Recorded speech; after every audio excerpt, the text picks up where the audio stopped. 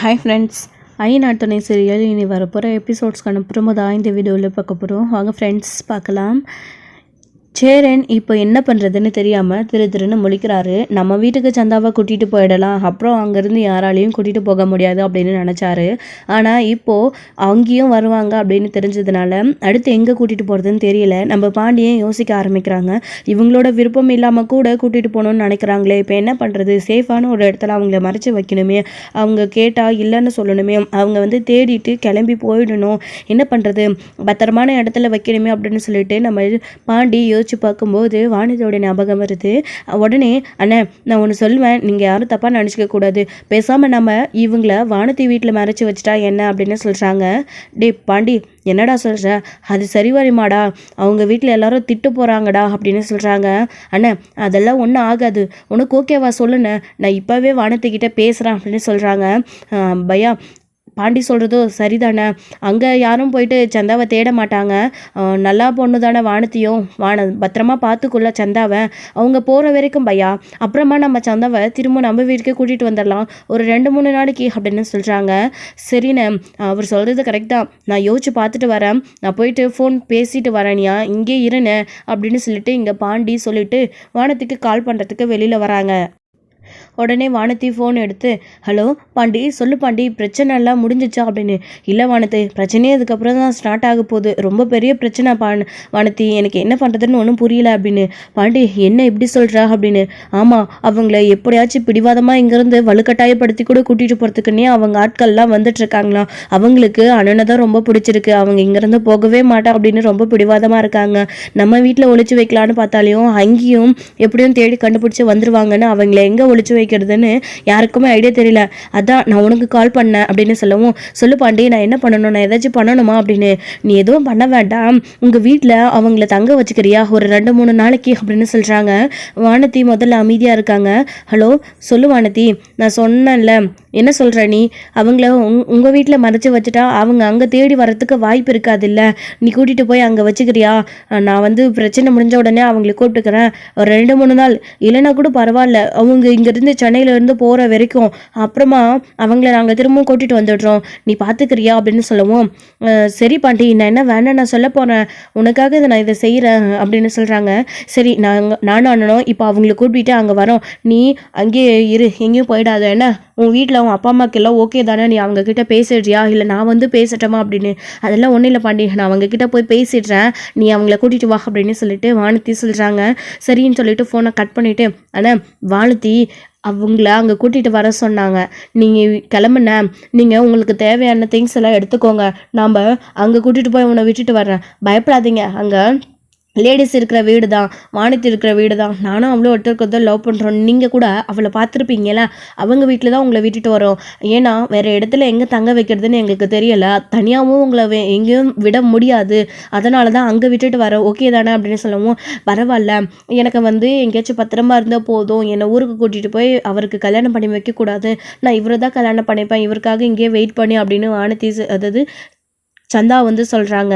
அனுஷ் அதை எக்ஸ்பிளைன் பண்ணுறாரு. அதுக்கப்புறமா சரி ஓகே, நீங்கள் கவலைப்படாதீங்க, என்னைக்கு இருந்தாலும் நீங்கள் அண்ணனுக்கு தான் அப்படின்னு சொல்லிட்டு வேகமாக இங்கே சந்தாவை கூப்பிட்டுட்டு சேரன் அதுக்கப்புறம் பாண்டி இவங்க 2 பேரும் கிளம்பிட்டு இருக்காங்க. ஆனால் நான் ஆட்டோ பிடிச்சி பின்னாடி வரேன், நீ வண்டி எடுத்துகிட்டு அவங்கள உட்கார வச்சுக்கிட்டு போனேன், போகும்போது கொஞ்சம் முக்காடு போட்டுட்டு போயிடுங்க, வழியில் எங்கேயாச்சும் பார்த்தா கூட நீங்கள் அப்படியே போயிடலாம்ல அப்படின்னு சொல்கிறாரு பாண்டி. சரி அப்படின்னு சொல்லிட்டு சந்தாவை அவங்களுக்கு தேவையான துணி மலையில் எடுத்துகிட்டு ஒரு பேக்கில் ஏறி நம்ம சேரன் கூட வண்டியில் போகிறாரு. அனுஷ்க்கு பாய் சொல்லிட்டு அனுஷை பார்த்து இருந்துக்க சொல்கிறாங்க. சந்தா, நீ பார்த்துரு, நான் எல்லா பிரச்சனையும் முடிஞ்சதுக்கப்புறம் உன்னை கூப்பிட்றேன் அப்படின்னு அனுஷன் சொல்கிறாரு. அனுஷ், நான் சந்தாவை கூட்டிகிட்டு போய் விட்டுட்டு வரேன், நீ சந்தாவை பற்றி கவலைப்படாத அப்படின்னு சொல்கிறாரு. சரி பையா, பார்த்து போங்க அப்படின்னு சொன்னதும் இங்கே அனுஷ் இங்கே தான் இருக்காரு. அவங்க 3 பேரும் கிளம்பிடுறாங்க. ஸோ இன்னொரு சைடு அங்கே வானதி போயிட்டு அவங்களுடைய அப்பா அம்மா கிட்ட இந்த மாதிரி பாண்டியோடைய அண்ணன் கல்யாணம் பண்ணிக்க போகிற பொண்ணுக்கு ஏதோ ஒரு பிரச்சனை இருக்கா, அவங்க வீட்டு ஆளுங்க அவங்கள கூட்டிகிட்டு போக வராங்களாம், அதனால் ஒரு 2 நாளைக்கு இங்கே தங்க சொல்லி என்னை பாண்டி கேட்டான், அவங்கள கூட்டிகிட்டு இங்கே விடுறானா, என்னம்மா நான் அவங்கள வர சொல்லிட்டேன் அப்படின்னு சொல்லவும், என்னடி யாருன்னே தெரியாத முன்ன பின்ன ஆளை எப்படி வீட்டுக்குள்ளே தங்க வச்சுக்க முடியும், அது மட்டும் இல்லாமல் இங்கே நாம் தங்குறதுக்கு இடத்தை காணும், இதில் புது ஆள் வேறையா அப்படின்னு. நான் உள்ளே ஒருத்தி தானே படுத்துக்கிறேன், அவங்க வந்தால் நானும் அவங்களும் ஷேர் பண்ணி உள்ளே படுத்துக்கிறோம், நீ ஒன்றும் பெருசாக இன்னும் பண்ணாத, பாண்டி இப்போ கூட்டிகிட்டு வருவான், நீ எதுவும் பேசாமல் இருந்தால் அது போதும், நான் ஒன்றும் உங்ககிட்ட பர்மிஷன் கேட்கல, இன்ஃபார்ம் பண்ணுறான் அவ்வளோதான் அப்படின்னு சொல்கிறாங்க. பாத்தியாடி இவளுக்கு திமிர, ஏய் ஒரு ஆம்பளை பையன் இருக்காண்டி, உன் அண்ணன் இருக்கிற இடத்துல எப்படிடி அப்படின்னு, வேணும்னா அந்த தடிமாடை எங்கேயாச்சும் கிளம்பி போக சொல்லு, ஃப்ரெண்ட்ஸ் வீட்டில் எதுவும் எங்கேயாச்சும் 2-3 நாள் தங்கிக்க சொல்லு, ஏன் இதுக்கு முன்னாடி வாரக்கணக்கில் வீட்டுக்கு வராமே இருந்தது இல்லையா அவன், அந்த மாதிரி போக சொல்லு, அவன் பையன் வந்தா அவங்க இங்கே தான் தங்குவாங்க அப்படின்ற மாதிரி வானத்தையும் அவங்க அம்மா கிட்ட சொல்லிடுறாங்க. இன்னொரு சைடு இங்கே சோழன் ரொம்ப தீவிரமாக யோசிக்க ஆரம்பிச்சிடுறாங்க. நிலா இப்படி சொன்னதுக்கு அப்புறமா, ஆமாம் நம்ம ஏன் நிலா சொல்கிற மாதிரி அடுத்தடுத்து முன்னேறக்கூடாது, நம்ம ஓனரு எப்படி நம்மளுக்கு கார் கொடுத்து ட்ராவல்ஸ் வச்சு அடுத்தடுத்து பெருசாக முன்னேறிட்டு போகிறாரோ அதே மாதிரி நாமளும் சீக்கிரமாக சம்பாதிச்சு முதல்ல ஒரு கார் வாங்கி சொந்தமாக, அப்புறம் 2 கார் சொந்தமாக வாங்கி டியூ கட்டி, இந்த மாதிரி நாமளும் 2-3 கார் வாங்கி ட்ராவல்ஸ் ஓட்டணும், அப்போ தான் நாமளுமே நம்ம மேலேயும் நிலாவுக்கு ஒரு நல்ல மரியாதை வரும், நிலா எப்படி ஆர்கிடெக்ட் ஆகணும்னு நினைக்கிறாளோ அதே மாதிரி நாமளும் ஒரு டிராவல்ஸ்க்கு ஓனர் ஆகணும் அப்படின்னு சொல்லிட்டு யோசிக்க ஆரம்பிச்சிடுறாரு. என்ன சொல்லணும் ரொம்ப தீவிரமாக யோசிக்கிறீங்க அப்படின்னு, இல்லைங்க நீங்கள் சொன்னதை பற்றி தான் அப்படின்னு, திரும்பவும் யோசிக்கிறேன்ற பேரில் மொக்கையாக பேச மாட்டேங்களே அப்படின்னு எல்லாம் கேட்குறாங்க. அதெல்லாம் பேச மாட்டேங்க, இப்போ நீங்கள் சொன்ன மாதிரி உண்மையிலே நான் டிராவல்ஸ்க்கு ஓனர் ஆயிடலான்னு முடிவு பண்ணிட்டேங்க அப்படின்னு சொல்லவும், அதுக்கு முதல்ல சம்பாதிச்சு ஒரு வண்டியை வாங்கி டியூ கட்டி சொந்தமாக்கணும், அடுத்து இன்னொரு வண்டியை வாங்கி டியூ கட்டி சொந்தமாக்கணும், அதுக்கப்புறம் தான் நீங்கள் டிராவல்ஸ்க்கு ஓனர் ஆக முடியும் அப்படின்னு சொல்கிறாங்க. அதை பற்றி தாங்க யோசிச்சுட்ருக்கேன், எப்படி ஒரு காரை வாங்கலாம் டியூவில் அப்படின்னு சொல்லிட்டு, ஓனர்கிட்ட இந்த காரை ஓட்டிக்கிட்டே இன்னொரு காரை வாங்கி அதை வேறு யாராச்சும் ஓட்ட விட்டுட்டு அதை டியூ கட்டலான்னு பார்க்குறேன், இல்லைனா ஓனர் வண்டி சவாரி வர வரைக்கும் அவருடைய வண்டியை ஓட்டிட்டு அடுத்து நான் வாங்கி டியூ கட்டுற அந்த காரை இன்னொரு அதே வேறு வேலை வந்தால் நான் ஓட்டலான்னு இருக்கேங்க அப்படின்னு சொல்லவும், கரெக்ட் சோழன், நீங்கள் இப்போது ஒரு வண்டி வாங்கி சொந்தமாக டியூ கட்டிட்டு அந்த வண்டி நீங்கள் எடுத்தீங்கன்னா உங்கள் ஓனர்கிட்ட இருக்கிற கார் போக அதுக்கு மீறி சவாரி வந்தால் உங்கள் ஓனரே கூட உங்களுக்கு சொல்லலாம்ல, இல்லைன்னா கூட நீங்களே தன்னிச்சையாக கூட சவாரியெல்லாம் பிடிச்சி, தோ உங்களுக்கு நிறைய கஸ்டமர் ரெகுலர் கஸ்டமர் இருக்காங்க, அவங்க எல்லாருக்கும் நீங்கள் அந்த ட்ராவல்ஸ் விட்டு நின்றுட்டீங்க, இப்போ சொந்தமாக ஒரு கார் வாங்கி ட்ராவல்ஸ் வைக்கணும்னு ஆசைப்பட்றீங்க அப்படின்னு தெரிஞ்சால் அவங்களே உங்களை புக் பண்ணுவாங்க, ஏன்னா நீங்கள் அந்த இடத்துல இல்லை அப்படின்னா உங்களை தானே எல்லாருமே தேடுவாங்க, அப்போது நீங்கள் கண்டிப்பாக உங்களுடைய காரில் தான் நிறைய சவாரி ஏறும், அதனால் நீங்கள் இப்போ யோசிக்கிறத தீவிரமாக நல்லா யோசிச்சு ஒரு லட்சியம் மாதிரி நீங்கள் யோசிங்க, கண்டிப்பாக உங்களுக்கும் நல்லது நடக்கும், நீங்களும் வாழ்க்கையில் முன்னேறுவீங்க அப்படின்னு சொன்னதும், ஆமாங்க முதல்ல எங்கள் வீட்டுக்கு நீங்கள் வெளிச்சத்தை காட்டினீங்க, இப்போது என்னோடய வாழ்க்கையில் நீங்கள் வெளிச்சத்தை காட்டியிருக்கீங்க, ரொம்பவே தேங்க்ஸுங்க அப்படின்னு சோழன் சொல்கிறாரு. இதுக்கெல்லாம் போய் என்னை பாராட்டுவாங்களா, நீங்கள் சம்பாதிக்கிறீங்க, நீங்கள் கார் வாங்குறீங்க, இதில் நான் என்ன பாராட்ட என்ன இருக்குது அப்படின்னு, என்னதான் இருந்தாலும் இதுக்கு ஐடியா கொடுத்தது நீங்கள் தானங்க, உங்களை தானே பாராட்டணும் அப்படின்னு சோழன் சொல்லிட்டு இருக்கப்போ, நிலாவுக்கு அப்போ தான் சோழன் கிட்ட, சோழன் வீடின்னு பின்னாடி தான் ஞாபகம் வருது, வீட்டில் அண்ணன் பல்லவன் எல்லாரும் இருக்காங்க, ஃபோனே பண்ணலை, ஃபோன் பண்ணி பேசலாமா அப்படின்னு சொல்கிறாங்க. இதுக்கு ஏங்க என்ன கேட்குறீங்க, ஃபோன் பண்ணுங்க அப்படின்னு சொல்லவும், சேரனுக்கு கால் பண்ணுறாங்க, அண்ணன் ஃபோன் எடுக்கல அப்படின்னு சொல்கிறாங்க. சரி பல்லவனுக்காச்சும் பண்ணி பேசுங்க, அவன் வீட்டில் தானே இருப்பான் அப்படின்னு சொல்லவும், ஆமாம் அப்படின்னு சொல்லிட்டு பல்லவனுக்கு கால் பண்ணுறாங்க. பல்லவன் வீட்டில் உட்காந்து படிச்சிட்டு இருக்காங்க. அப்போ தான், ஹலோ ஹனி சொல்லுங்கள் அப்படின்னு, என்னடா பண்ணுற பல்லவா அப்படின்னு சொல்லவும், சும்மா தானே உட்காந்து படிச்சுட்டு இருக்கேன், நீங்கள் என்ன பண்ணுறீங்க அப்படின்னவும், நாங்களும் சும்மா தான்டா இங்கே உட்காந்துட்ருக்கோம், வெளியில் எங்கேயாச்சும் போகலான்னு சொல்லிட்டு பிளான் பண்ணிகிட்ருக்கோம் அப்படின்னு சொல்லவும், சாப்பிட்டீங்களா நீ, இன்னும் இல்லை பல்லவா நீ சாப்பிட்டியா அப்படின்னு, நானும் இன்னும் சாப்பிட்ல நீ அப்படின்னு சொல்கிறாங்க. ஏன்டா இந்நேரத்துக்கு நீ சாப்பிட்றப்பில்ல அப்படின்னு சொல்கிறாங்க. அண்ணா இந்நேரம் உனக்கு சாப்பாடு கொடுத்துருக்கமே அப்படின்னு, ஏன்டா அண்ணன் உங்ககிட்ட பேசலன்னு இன்னும் சாப்பாடு கொடுக்கலன்னு நீ சாப்பிடாம இருக்கியா அப்படின்னு, அண்ணி அதெல்லாம் ஒன்றும் இல்லை நீ, அண்ணன் சாப்பிட கொடுக்கலனாலும் அவன் பாண்டி அண்ணன் இருக்காருல்ல அவர் கூப்பிட்டு எனக்கு சாப்பாடு கொடுத்துட்றாரு, ஆனால் அண்ணன் இன்னைக்கு சமைக்கல வெளியில் கிளம்பிட்டாரு அப்படின்னு சொல்கிறாங்க பல்லவன். ஏண்டா அண்ணன் வேலைக்கு போகிறதுக்கு கூட இன்னும் நேரம் இருக்கே அப்படின்னு கேட்குறாங்க. வேறு ஏதாச்சும் காய்கறி வாங்க போயிருக்காரா, இப்போ தான் வாங்கிட்டு வந்து தான் சமைக்கணுமா அப்படின்னு கேட்குறாங்க. அண்ணி இல்லை அண்ணி, சந்தா வீட்டில் ஏதோ பிரச்சனை போல இருக்கு அண்ணி, பாண்டி அண்ணனும் சேர் அண்ணனும் 2 பேரும் கிளம்பி காலையிலே போயிட்டாங்க, இன்னும் வீட்டுக்கு வரல அண்ணி அப்படின்னு சொல்லவும், என்னடா சொல்கிற பல்லவா அப்படின்னு இதை கேட்டு ரொம்பவே அதிர்ச்சி ஆகுறாங்க. ஆமாம் அண்ணி அப்படின்னு, நான் அண்ணனுக்கு கால் பண்ணனே ஆனால் எடுக்கவே இல்லையா அப்படின்னு, தெரியல நீ பிரச்சனைன்னு போயிருக்காங்கல்ல, அதனால தான் அண்ணன் பயத்தில், அதாவது பிரச்சனையில் டென்ஷனில் ஃபோன் எடுக்க மறந்துட்டோம் போல இருக்க நீ அப்படின்னு சொல்லவும், என்னடா பல்லவா என்ன பிரச்சனை, அண்ணனுக்கு கால் பண்ணி தெரிஞ்சுக்கலான்னு ஃபோன் எடுக்கல அப்படின்னு சொல்லி ரொம்ப பயப்படுறாங்க.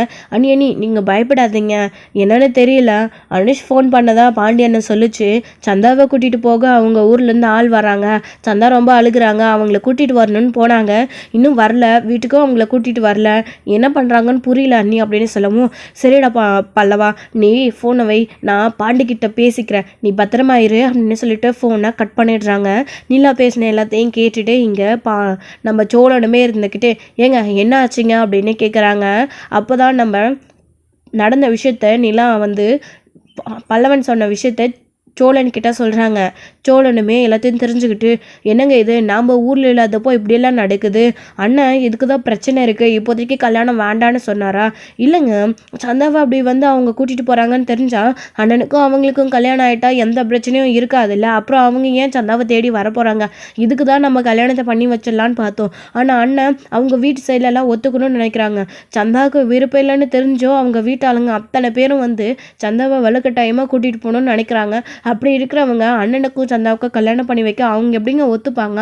அவங்க முறை பையனுக்கு தானே கல்யாணம் பண்ணி வைக்க இவங்க தீவிரமாக இருக்காங்க. இந்த அண்ணன் ஏன் அப்படி பண்ணுதுன்னு புரியலை அப்படின்னு சொல்லிட்டு இங்கே சோழன் சொல்லிட்டு இருக்கவும், ஆமாங்க சரி அண்ணனுக்கு கால் பண்ணுங்க அப்படின்னு சொல்கிறாங்க.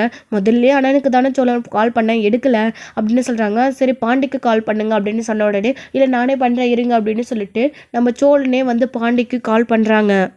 முதல்ல அவங்க ஃபோன் எடுக்கிறதில்ல, அதுக்கப்புறமா கொஞ்ச நேரத்துலேயே அவங்க வந்து நம்ம வானத்தோட வீட்டுக்கு போயிடுறாங்க. அங்கே போன உடனே வண்டியை நிறுத்திட்டு இறங்கி வெளியவே சேரன் தயங்கி நின்றுட்டுருக்காரு. அப்போ தான் வானத்தோடைய அம்மா வெளியே வந்து பார்க்குறாங்க. வானத்தையும் வண்டி வந்த உடனே வேகமாக இறங்கி வராங்க. பின்னாடி ஆட்டோவில் பாண்டியும் வந்துடுறாரு. வந்த உடனே வானத்தி அப்படின்னு சொல்கிறாங்க, ஒரு நிமிஷம் நீங்கள் உள்ளே வாங்க அப்படின்னு சொல்லிட்டு முதல்ல அண்ணா உள்ளே வாங்கன்னு சொல்லிட்டு உள்ளே கூப்பிட்டுட்டு போகிறாங்க. டே என்னடா இதெல்லாம் அப்படின்னு அவங்களுடைய அம்மா கேட்கவும், நீ கொஞ்சம் சும்மா இருக்கியா அப்படின்னு, பாண்டி நான் அவங்கக்கிட்ட எல்லாத்தையும் சொல்லிட்டேன், நீ அவங்க பேசிட்டு இருக்கிறதெல்லாம் காதில் வாங்கிக்காத, நீங்கள் உள்ளே வாங்க, நீங்கள் வாங்க உள்ளே உட்காருங்க அப்படின்னு சொல்லிட்டு சந்தாவை கூப்பிடுறாங்க உள்ளே. அவங்க உள்ளே போய் நிற்கிறாங்க. சேரனும் உள்ளே நிற்கிறாரு. அப்போ தான் தப்பாக நினச்சிக்காதீங்க, ஒரு சின்ன பிரச்சனை, உங்களுக்கு எதுவும் பிரச்சனை வராது, இவங்களுக்கு தான் பிரச்சனை, நான் இவங்களை இங்கே விட்டுட்டு போகலான்னு வந்திருக்கேன், ஒரு 2 நாளைக்கு தான், அப்புறம் நாங்களே இவங்களை கூட்டிகிட்டு போயிடுவோம், இவங்களை கூட்டிகிட்டு போகிறதுக்காக இவங்க வீட்டு ஆளுங்க எல்லாரும் வந்துட்டு இருக்காங்க, இவங்களுக்கு வேற ஒரு கல்யாணம் பண்ணி வைக்க பார்க்குறாங்க, இவங்களுக்கு அந்த கல்யாணத்தில் விருப்பம் இல்லை, அதனால தான் இவங்க இங்கே இருக்கணும், அவங்க கூட போக மாட்டேன்னு ஃபீல் பண்ணி அழுகுறாங்க, அதனால் இவங்களை சேஃபாக அவங்க வந்து இங்கே வந்து அவங்களை தடைக்கிட்டு போகிற வரைக்கும் இங்கே இருக்கட்டும் வானத்தோட வீட்டிலன்னு நான் இங்கே கூட்டிகிட்டு வந்திருக்கேன், உங்களுக்கு எதுவும் பிரச்சனை இல்லைல்ல, நான் இங்கே இவங்களை விட்டுட்டு போகிறேன் அப்படின்னு சொல்லவும், டே என்னடா என்கிட்ட ஏதாச்சும் சொன்னீங்களா, அவகிட்ட சொன்னீங்க, அவள் வந்து என்கிட்ட சொன்னால் அதுக்குள்ளே திடுப்புன்னு இப்படி கூட்டிகிட்டு வந்து நின்றுட்டுருக்கீங்க அப்படின்னும், அம்மா கொஞ்சம் புரிஞ்சுக்கோங்கம்மா, பிரச்சனைலாம் எதுவும் வராது, ஒரு 2 நாளைக்கு மட்டும் சந்தா இங்கே இருக்கட்டும், உங்களுக்கு பிரச்சனைனா பிடிக்கலன்னா சரி சொல்லுங்கள், நான் கூட்டிகிட்டு போயிடுறேன் அப்படின்னு சொல்கிறாங்க. ஆனால் என்ன நீங்கள் எப்படி சொல்லிட்டு இருக்கீங்க, அதெல்லாம் ஒன்றும் இல்லை, என் அம்மா அப்படி தான் பேசும், நீங்கள் இவங்களை விட்டுட்டு போங்க, என்னை நம்பி விட்டுட்டு போங்க, இவங்கள பார்த்துக்க வேண்டியது என்னுடைய பொறுப்பு, நான் இவங்கள பத்திரமா பார்த்துக்கிறேன் அப்படின்னு சொல்லிட்டு இங்கே நம்ம வானதி வந்து சொல்லவும், ரொம்ப தேங்க்ஸ்ப்பா வானதி அப்படின்னு, எனக்கு எதுக்கு நான் தேங்க்ஸ் அப்படின்னு, பார்த்து பத்திரமா இருந்துக்கோங்க வானதி, நல்லா அவங்கள பார்த்துக்கோ அப்படின்னு சொல்கிறாரு. பாண்டி நீ இதெல்லாம் சொல்லணுமா, நான் பார்த்துக்கிறேன் அப்படின்னு சொல்கிறாங்க. சந்தா பார்த்து உள்ளே இருந்துக்கோ, நான் போயிட்டு வந்துடுறேன், பிரச்சனை எதுவும் வராது, ஏதாச்சும் சொல்லணும்னு நினச்சேன்னா நீ வானதி கிட்ட சொல்லு, வானதி பாண்டிக்கு கால் பண்ணி கொடுக்கும், பாண்டி என்கிட்ட கொடுப்பான், நான் பேசுகிறேன், இல்லைன்னா என் நம்பர் உனக்கு தெரியும் இல்லை, வானதியோட ஃபோன்லேருந்து, ஸோ ஃபோன் பண்ணி எனக்கு பேசு என்ன அப்படின்னு சொல்கிறாங்க. சரி அப்படின்னு சொல்லிட்டு இங்கே சந்தாவுமே சொல்கிறாங்க. அப்புறமா உள்ளே வாங்க அப்படின்னு சொல்லிட்டு உள்ளே கூட்டிகிட்டு போய் பெட்டில் உட்கார வச்சுக்கிறாங்க.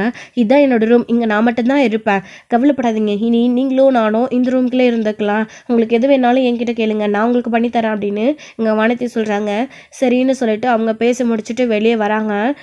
பாண்டி பத்திரமா இருப்பாங்கல்ல அப்படின்னு. அண்ணன் வானதி அதெல்லாம் பார்த்து பண்ண இந்த மாதிரி இல்லைண்ணே, அவள் எல்லாத்தையும் இப்போ புரிஞ்சுக்கிறா, சொன்ன உடனே சட்டுன்னு ஓகே சொல்லி வர சொன்னா பார்த்தீங்களா, கண்டிப்பாக அவள் பார்த்துப்பானே அப்படின்னு சொல்லிட்டு இருக்கும்போது தான் இங்கே நம்ம சோழன் திரும்ப பாண்டிக்கு கால் பண்ணிகிட்டே இருக்கவும் ஃபோன் அடிச்சுட்டே இருக்கு அப்படின்னு அப்போ தான் எடுத்து பேசுகிறாரு.